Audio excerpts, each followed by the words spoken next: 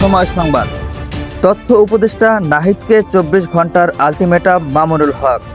ডাক, টেলিযোগাযোগ ও তথ্য প্রযুক্তি মন্ত্রণালয় এবং তথ্য ও সম্প্রচার মন্ত্রণালয়ের উপদেষ্টা মোহাম্মদ নাহিদ ইসলামকে হুঁশিয়ারি জানিয়ে 24 ঘন্টার আলটিমেটাম দিয়েছে বাংলাদেশ খেলাফত মজলিসের মহাসচিব মাওলানা মামুনুল হক।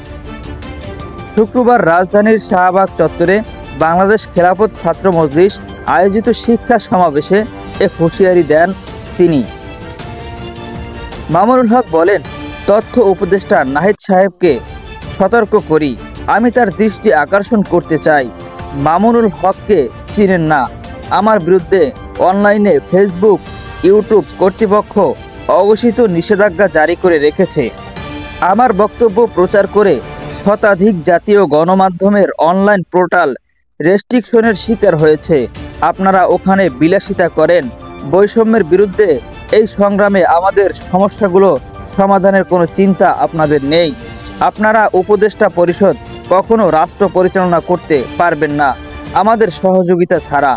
আমরা এই বক্তব্যের 24 ঘন্টার মধ্যে যদি আপনারা কোনো ব্যবস্থা গ্রহণ না করেন, আমরা আপনাদের বিরুদ্ধে ব্যবস্থা গ্রহণ করতে বাধ্য থাকব।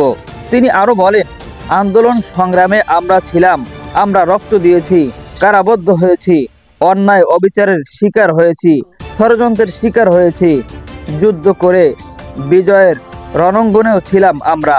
এখন রাষ্ট্রকে এগিয়ে নেয়ার কাজেও আমরা সহযোগিতা করতে চাই। আমাদের গায়ে পড়ে সহযোগিতা যদি পায়ে ঢেলতে চান, তাহলে সেই পা ভেঙে ঘুরিয়ে দিতে এক মুহূর্ত আমরা বিলম্ব করিব না।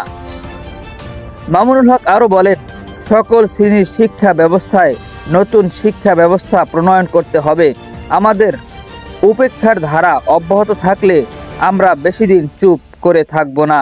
শিক্ষা কমিশনে এ দেশের সর্বমহলে শ্রদ্ধেয় আলেমদের অন্তর্ভুক্ত করতে হবে, না হলে শিক্ষা কমিশনের কোনো সুপারিশ মানা হবে না।